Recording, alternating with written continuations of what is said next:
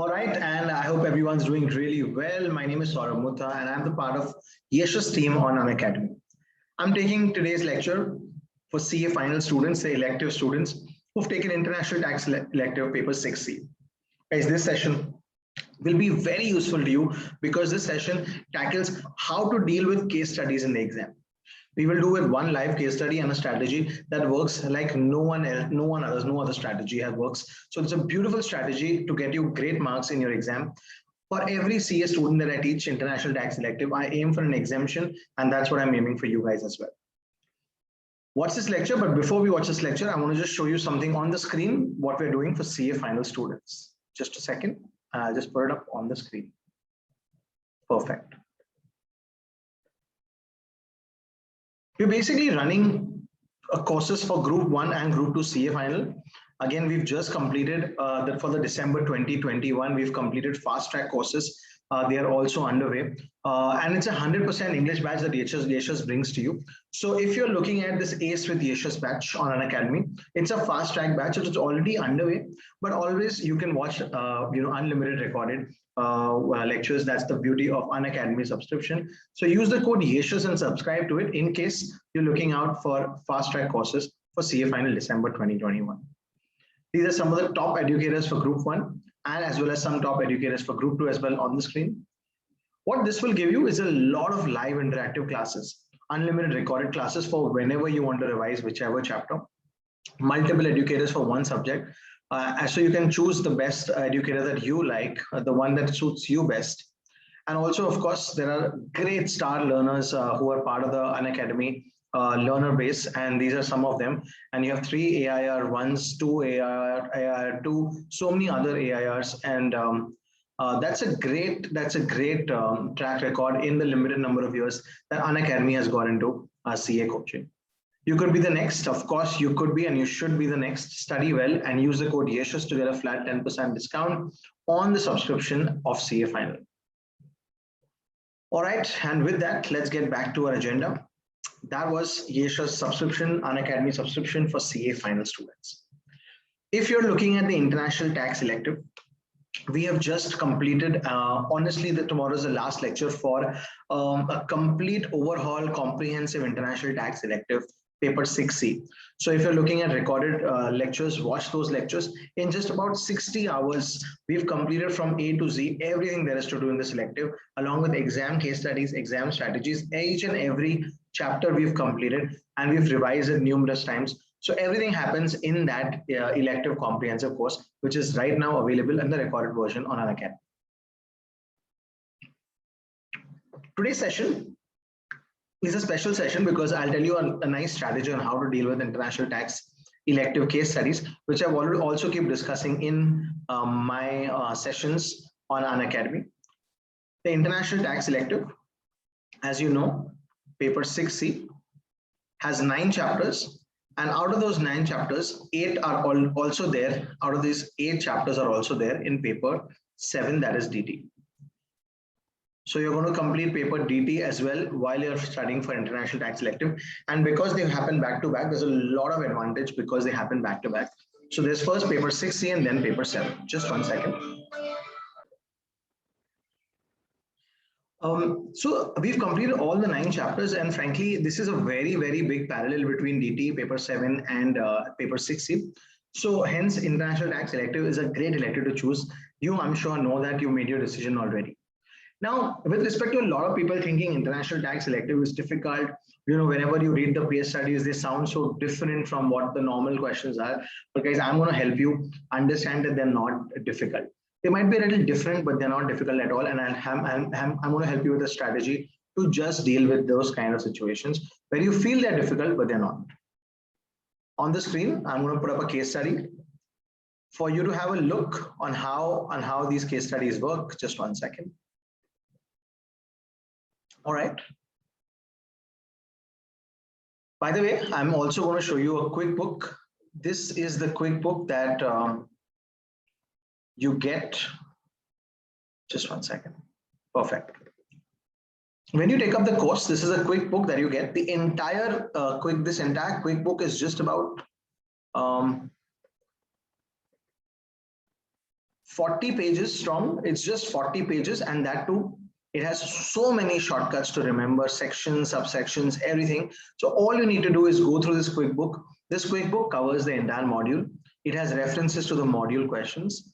And for every concept, every section which is difficult, I have shortcuts here, which are also a part of this quick book. And if you do the course on the elective, you'll also get a copy or an online PDF of this quick book, which is very, very useful and can help you understand also and revise it also very quickly one day before the exam. Now, putting ahead the case studies. Just let me put the case studies up.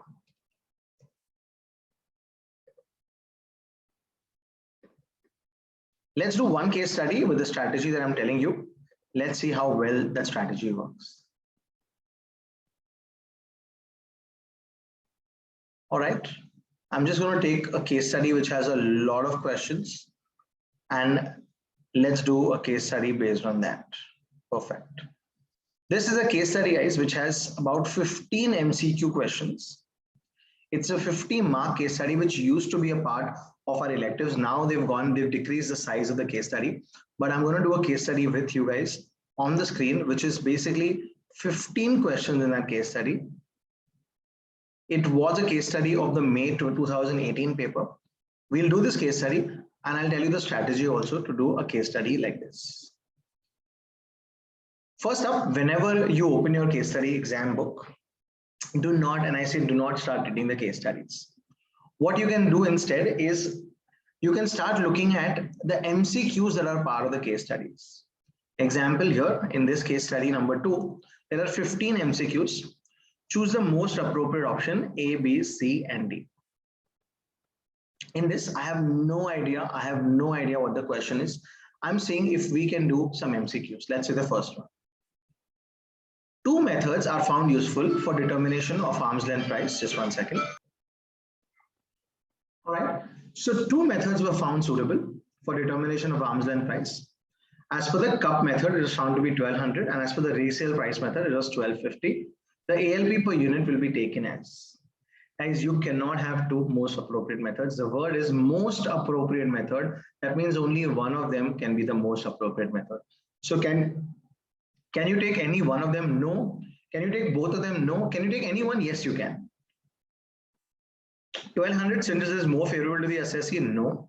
1250 since it is more favorable to the department? Definitely not. An average of the two? Definitely not. None of the above is the answer. Guys, please understand that it has to be a proper comparable. It cannot be something that is just favorable to you. So this one, answer is D. Second. By the way, one case study done without even having a look at the case study.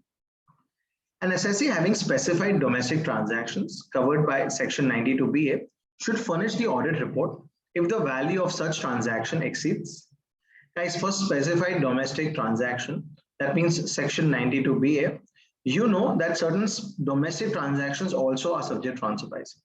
But don't worry, not for every bit of even 1 rupee of transaction, only if your transactions are more than 20 crores. Even this one is done without having a look at the case study. Guys, that's the reason I'm saying the case study might sound very different. It might sound like a different language, but you'll be able to answer so many of these just like that. An assessee deriving income from profits of business of an eligible industrial undertaking for which 100% deduction is available under 80 IB. Guys, there's a section called 80 IB, which is a part of chapter 6A. What is the section? The section says that in case you're doing to particular businesses, you get some benefits like 100% of your profits, or whatever profits you make, 100% of those are allowed as a deduction. So you basically don't have to pay tax. They have entered into an international transaction with an associate enterprise for 200 crores. So you're an entity which enjoys this tax holiday, and you have undertaken some associate enterprise transactions. That means some international transactions. While you felt you were at arm's length, the TPO did not agree to you, and the TPO has made an addition of 15 crores in respect of the arm's length price. The normal gross profit margin is 10%. The additional deduction under section 80, which can be claimed by the assessee on account of the increase in ALP. That means what they're trying to say is because of this transfer pricing adjustment, your income has increased. So can you also take an additional deduction under 80IB? Basically, they are trying to say if there is a TP adjustment, can you get a benefit on that adjustment? Can you get a benefit of tax holiday of 80IB? Sorry, you cannot. Not even 80IA, not even 80IB, in fact, not even the entire series, not even 10A. So again, third question is done without even looking at the case study. Let's look at the next one. The OECD member countries. OECD, you know guys, Organization for Economic Cooperation and Development. They have member countries. They have accepted the concept of arm's length price for reaping the following benefits. So what is arm's length price for? Is it for minimizing double taxation? Kind of, yes. Is it so that real taxable profits can be determined? Definitely yes. Is it so that artificial price distortion is reduced? Definitely yes. All the three above, 100%. Answer is this. So this has the advantages of ALP. It helps you minimize double taxation. It helps you get to real profits and also helps remove price distortion. So this one is the fourth question, which is done without even having a look at the case study. Let's talk. I hope everything is okay. I hope you're understanding stuff, guys. This strategy works every time you want to solve a case study. Let's look at the next one. In the context of transfer pricing provisions, international taxation should be in the nature of, guys, there's a section called section 92B. 92B says that international transaction with an associate enterprise can be of many types. 1, 2, 3, 4, 5, 6 types. One is purchase, sale, and leasing of tangible property, intangible property. Example, buying some goods, selling them some goods. Provision and provision of services, you providing them services, they providing you services. Borrowing and lending of money. Also, any transaction which has an impact on PILA, PILA. That's my shortcut, PILA. Profits, incomes, losses, liabilities and assets, PILA. Any transaction has an impact on PILA, as well as any apportionment of cost. All of these are international transactions. Let's see the question. Purchase, sale, or lease of tangible and intangible property, definitely. Provision of services, definitely. Lending or borrowing of money, definitely. So answer is D, any of the above.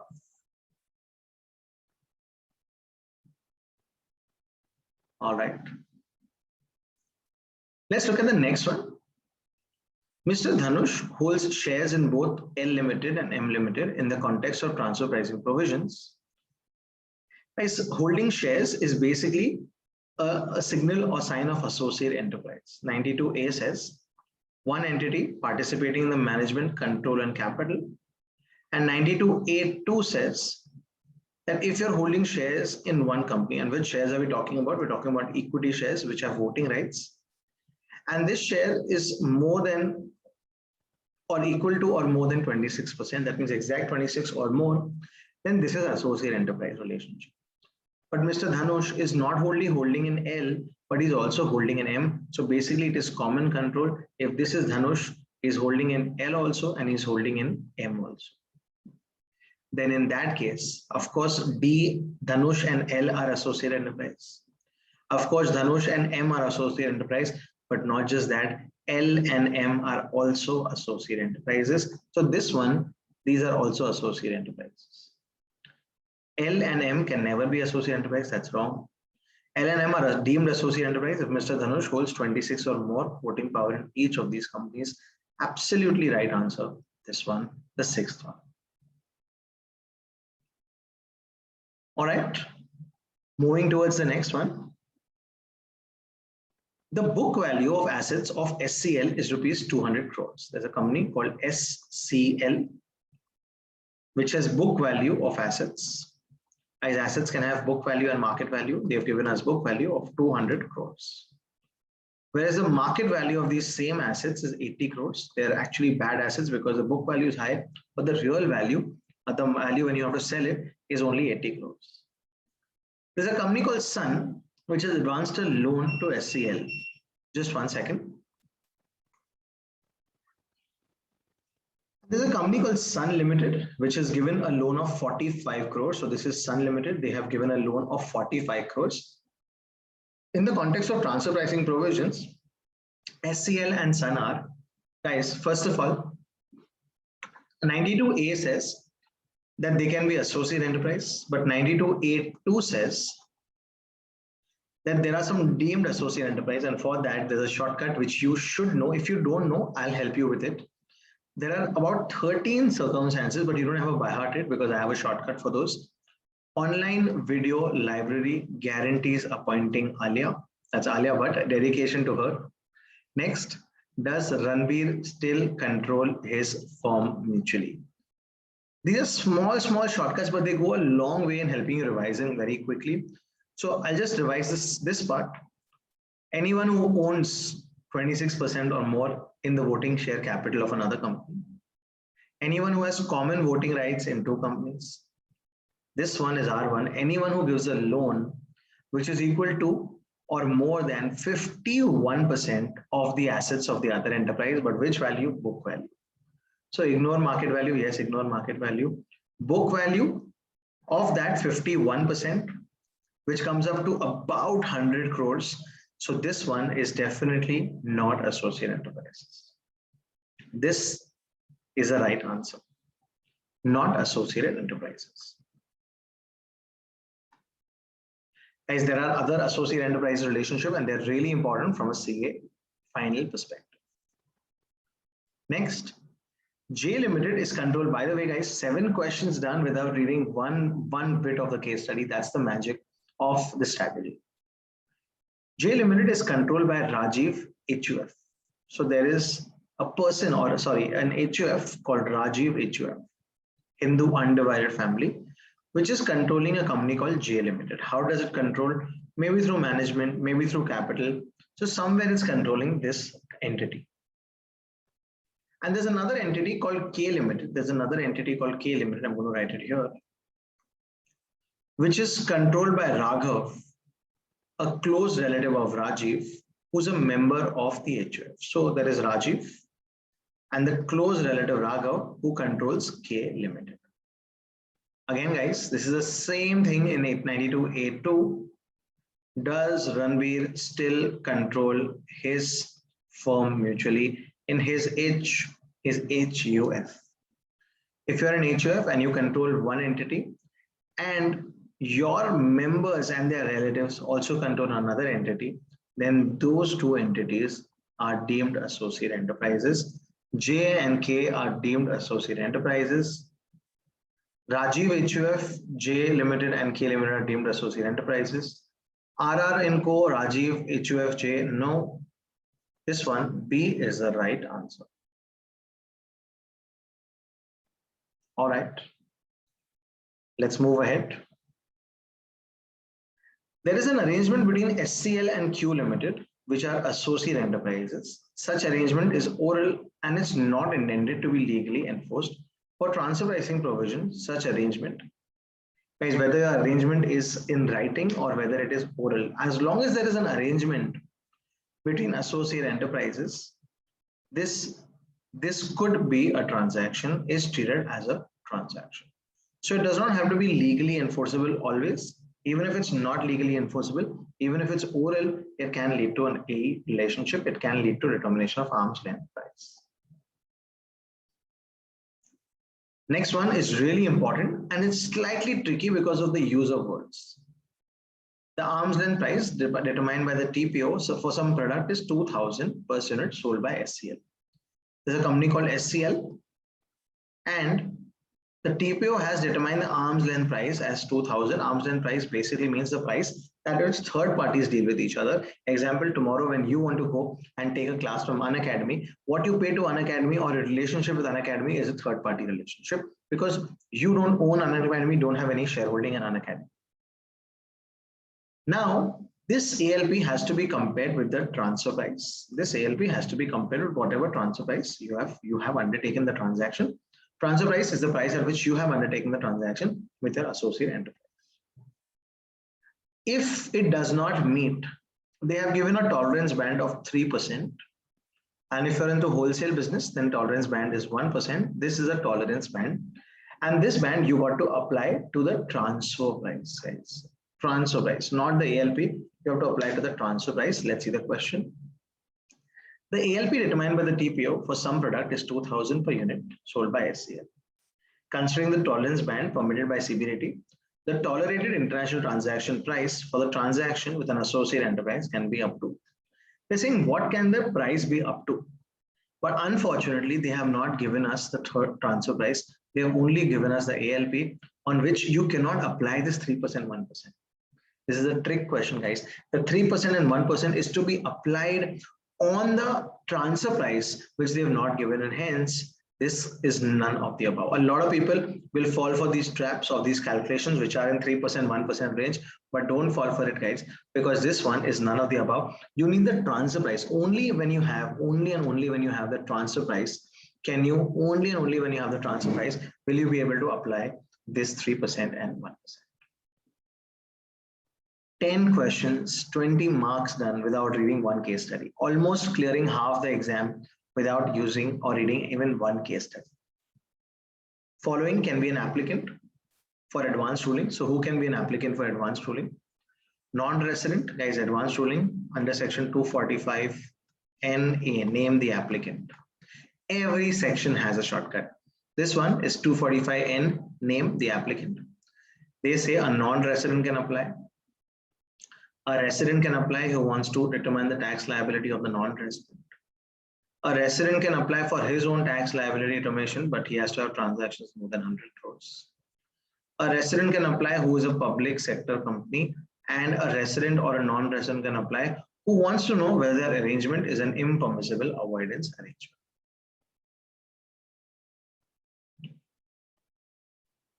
Following can be an applicant for advanced ruling. Non-resident entering into a transaction, yes. Resident entering into a transaction, the non-resident, yes. The resident entering into a transaction, other non-resident, no, this one is not the answer. So answer is D, A, or B. 11 questions down, 12th one is on the screen. Let's do this. An applicant for advanced ruling may withdraw an application within how many days from the application? Guys, if you want to make an application to the advanced rulings, you make that under section 245Q. You know the shortcut is to queue up for advanced ruling. Once you queue up, you have to make an application by paying a certain amount of fee, and this is the application for advanced ruling. The fee is a slightly higher fee of 2 lakh, 5 lakh, and 10 lakh rupees, 2, 3, and 5 lakh, sorry. And hence, in case you want to withdraw the application, you can within 30 days. But remember, guys, this delay can be condoned by the advanced ruling authorities if you justify reasons for delay. There's a case law called MKJN around it. But right now, how many days, within how many days can you withdraw it? Within 30 days. That is the right answer. Let's move ahead. The composition of AAR is as under. So basically, what is the AAR comprised of? You know, AAR is a very important body. It has at the head a chairman. Then it has a lot of vice chairman, so many because it has to have benches in different parts of the country. And under each bench, there is a revenue member and there is a law member. And because of that, revenue and law member, the chairman is basically one of the judges of the Supreme Court, or he has been a judge of the High Court for X number of years, or who has been a Chief Justice of the High Court. Vice chairmen are all judges of the High Court, and law and revenue members are also very senior members of the Revenue Department, that is Department of Revenue and Department of Law. So the answer is C, chairman, such number of vice chairmen, revenue members, and law members as the central government may by notification. This is the right answer. 13th, C is the right answer. Let's look at 14 now. Following can make an application for advanced ruling. An advanced ruling application can be made only and only by you, that is the applicant, not the government, because the government only which is giving the ruling, not the department, only you. So such a simple question, guys, in May 18, and people feel that the case study is difficult. No, it's not. It's a very simple case study. Next, let's look at the next one. Application for advanced ruling is not allowed in the following situations. So which are those situations in which the application for advanced ruling is not allowed? The shortcut, for this, guys, is section 245R. R is either you reject it or you give the ruling, and the shortcut is AVP. If your question is for avoidance of tax, they don't allow it unless it is one of those IAAs. If it is for valuation of any asset, then they are too busy to value your assets and hence not allowed. And if it's any pending proceedings basically means if your matter is pending before any income tax authorities. The only exception being public sector undertakings, they are allowed. Even if the matter is pending, they are allowed, but the matter has to be pending till the ITAT level, not High Court, Supreme Court. So answer is when the question involved is already pending, yes. Whether it's determining fair market value, yes. Except in the exceptions, whether transaction question designed for avoidance of tax, yes. Any of the above, absolutely yes. 15th question, 30 marks in your pocket, ICI's birthday gift to you. All right, let's look at 5 more questions for 10 more marks or 5 more marks. The applicant desiring for rollback of an APA, guys, APA is section 92CC, where you can apply it for forward also, maximum 5 years, and backward also for exactly 4 years. You have to apply for it, it's not automatic, by filling up a form and paying a fee, guys. Everything comes at a cost. This one is 5 lakh rupees. The transfer pricing provisions contained in section 92 shall not apply the same to the effect of, guys, if it reduces the charge, reduces the income. If it reduces the income, then this transfer pricing provision will not apply. There's a section called section 92(3). Remember, if you have earned 100 rupees, but as per the arm's length price, you should have only earned 92 rupees. Will they say, no, you've earned more, we will take 92, so we will pay you, your income will reduce, we will pay you back the tax? Never, that never happens. Section 92(3) says that that never happens. So 1 done, 2 done. Let's look at the next one. Let's look at the next one. Just removing some parts here so we can read it well.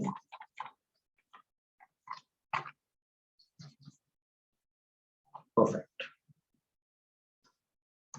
Third one. If there is an arrangement between SCL, there's a company in the chapter which we have not seen, which in this case study which we have not seen, and TFL, an associate enterprise, for markup of a semi-finished product and sales thereafter. That means they're going to buy a semi-finished product and sell it thereafter, and they're going to add some markup to it. The ideal method for determining the ALP is, guys, if you buy a product and sell it and don't add any significant value. If I buy this pen from you and I sell it ahead without adding any significant value, then which method do I use? There are 5 methods, guys. C, R, C, P, T. These methods are given in section 92C to compute the arm's length price. This is the cup method, where you compare the prices, so this cannot be. Then there is transactional net margin method, which uses net margins. This cannot be. Profit split method is generally used in case of intangible usage. This cannot be. It can be cost plus method, but the most ideal would be resale price method, where you buy a product and you sell it without adding value addition. That is resale price method. That's case number, 1 second. That's point number 3. Let's look at the next one. In case where the aggregate value of international transactions exceeds dash, it will be obligatory for the assessee to maintain the stipulated information and documentation required for transfer pricing provisions.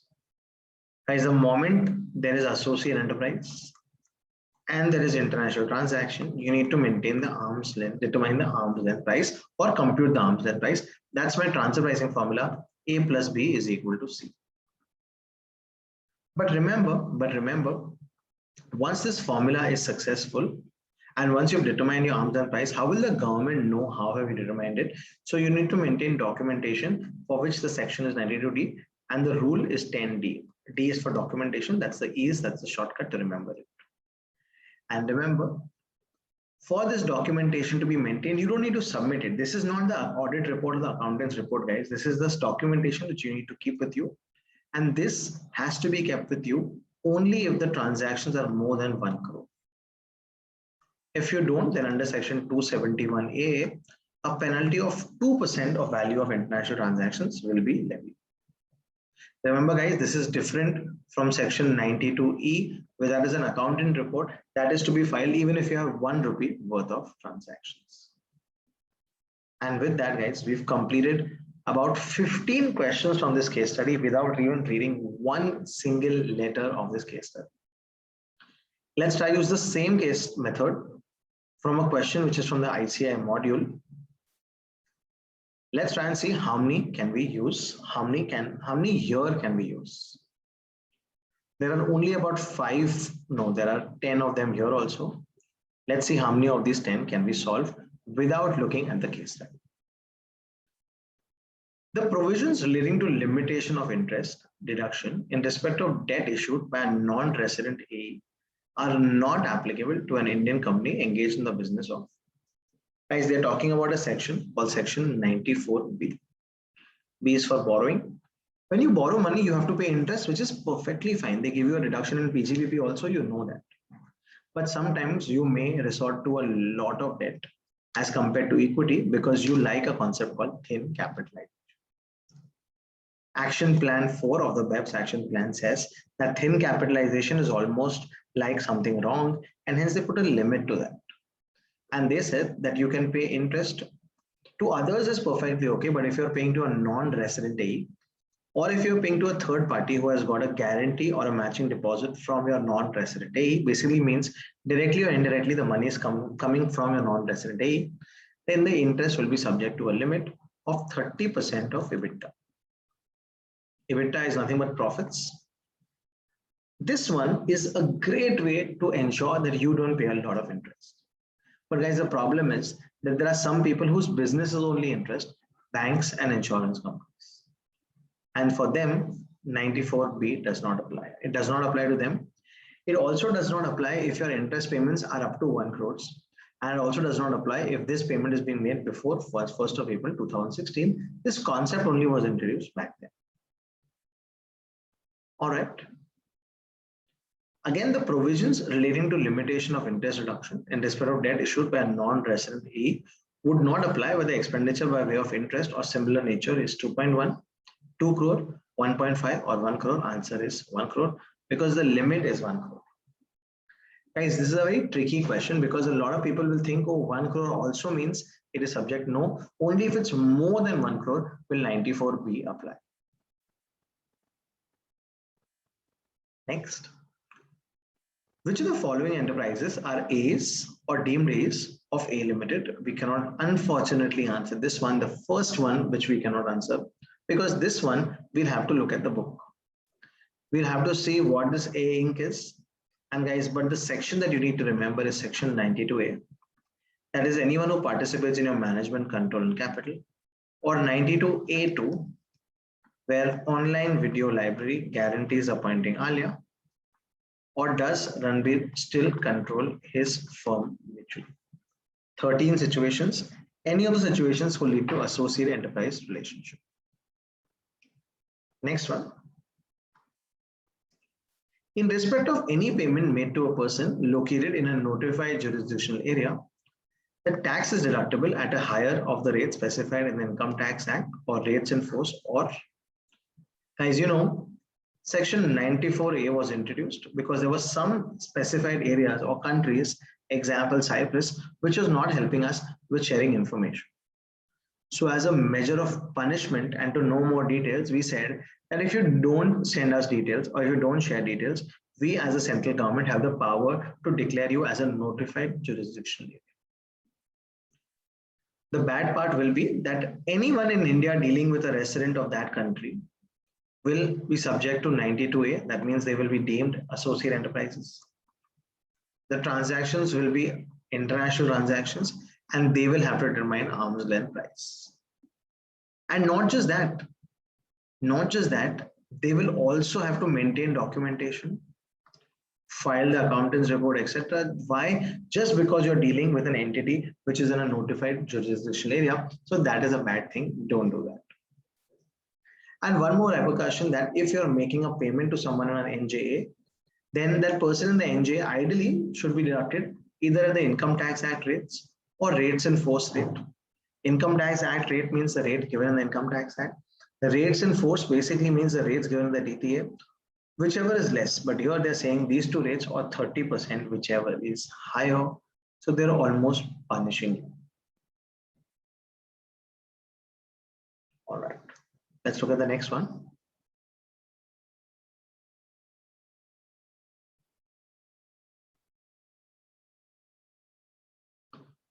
The next one is the sixth one. Let's see what the sixth one talking about. If A Limited, what I will do guys for the sixth and the seventh one, I'm just going to leave it on the screen. I want you all to try once. What are the answers of the sixth and the seventh one without reading the case study at all? We already discussed this. I'm going to give it on the screen for a second, for a minute, for you all to answer this.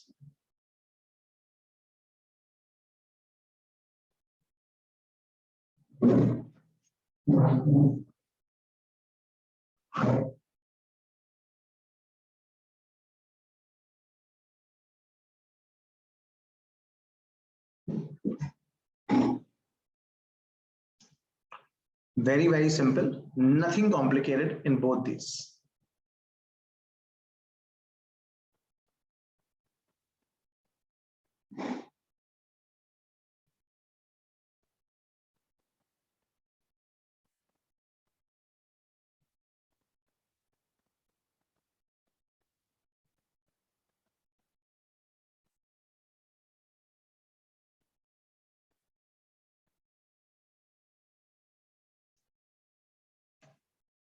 All right, let's do this, guys.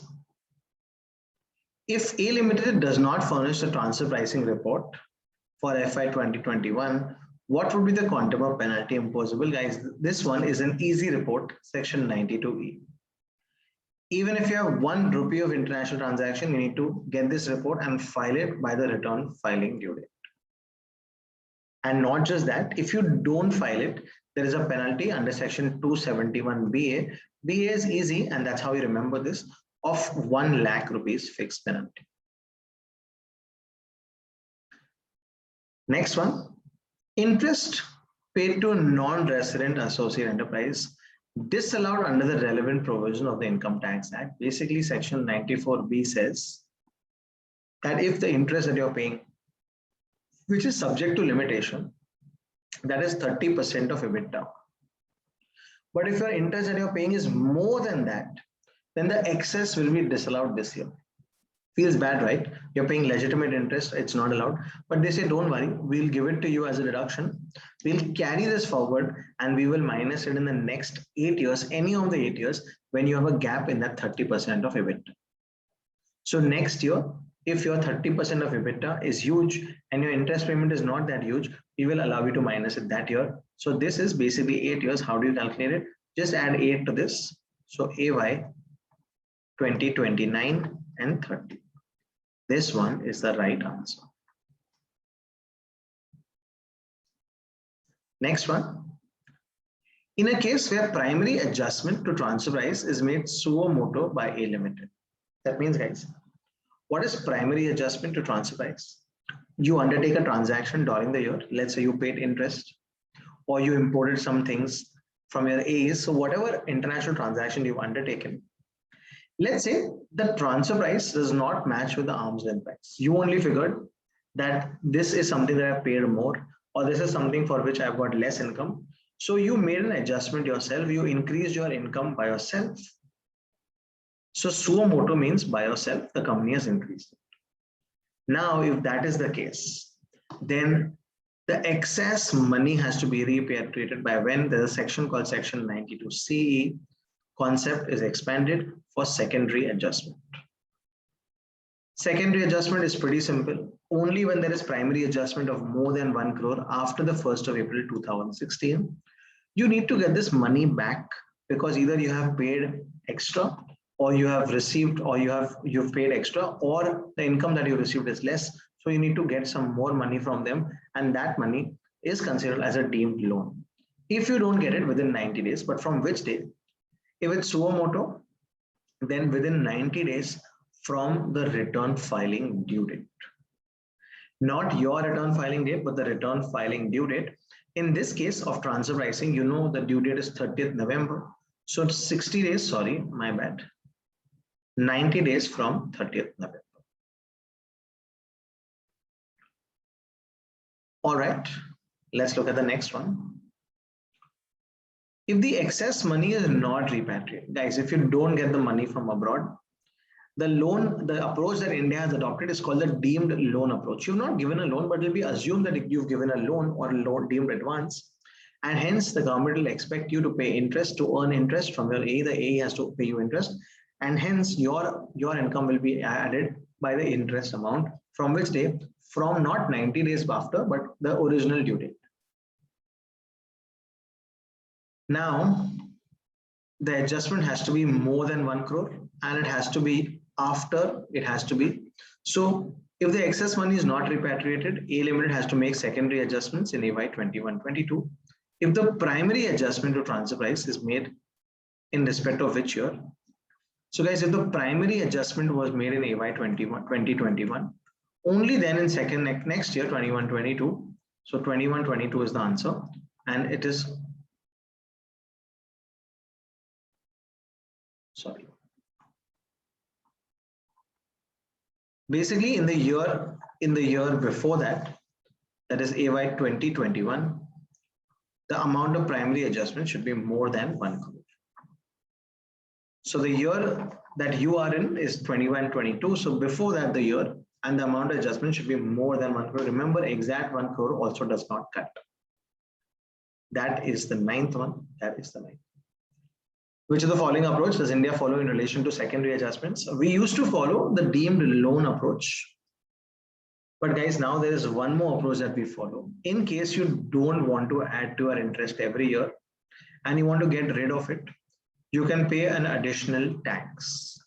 So let's say you were supposed to get 5 crore rupees from your AE because your primary adjustment was 5 crore. But within those 90 days, you have not got this 5 crore. The government is going to add interest to your income every year now till you get this money. Don't like it, don't want it, no problem. Then you can just pay a tax of 18% on this, plus a surcharge of 12% on that, plus a health and education cess of 4% on those amounts. Pay this. This comes to somewhere about 18 into 112% is 20.16 into 104% is 20.9664. This, guys, this is the amount. This is the extra additional tax that you need to pay. It's a one-time thing. The moment you pay it, they will not bother you again. All right.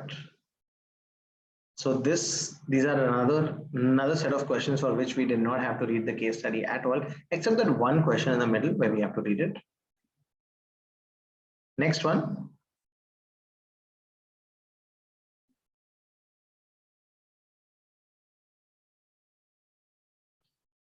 This next one is the fourth case study. We can look at that also, or we could look at the fifth one. Yes. All right. Guys, here is income earned by Harry Smith. We can't do this. Tax deductible by Harry Smith. We can't do this because not this strategy works, but does not work for every case study, guys. So I don't think this strategy is working here, but that's completely okay, guys. If after 4 case studies, the strategy works even for 2, you'll save a lot of time while you do this strategy.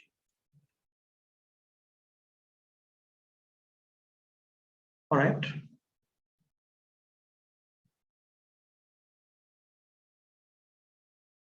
Let's look at another case study. The first question, the income earned by Athena during this period, we will not be able to comment because it's peculiar to Athena and the case study. But if you look at the next one, dividend income from an Indian company which is exempt in the hands of non-resident shareholder. Can such income be subject to tax? Guys, now dividend income is taxable for everyone. But even if it's exempt, let's not write dividend income, but any income which is exempt, can the DTA, can the tax treaty tax it?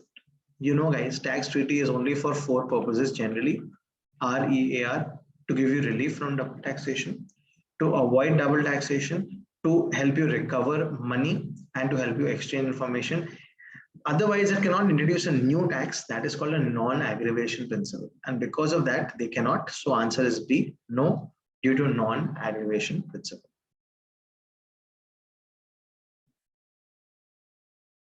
All right.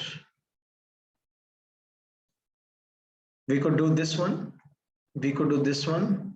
We could do this one also. As per DTA with country A, which of the following statements is correct? The DTA applies only to taxes on income. No, guys, generally it applies, any DTA applies on taxes to income as well as capital. The DTA applies on both taxes on income and capital. Yes. The DTA applies only to persons who are resident of country A in respect of taxes on income and capital. No, it is basically residents of two countries. So this, although it sounds right, but it's only one country and hence it cannot be, this cannot be.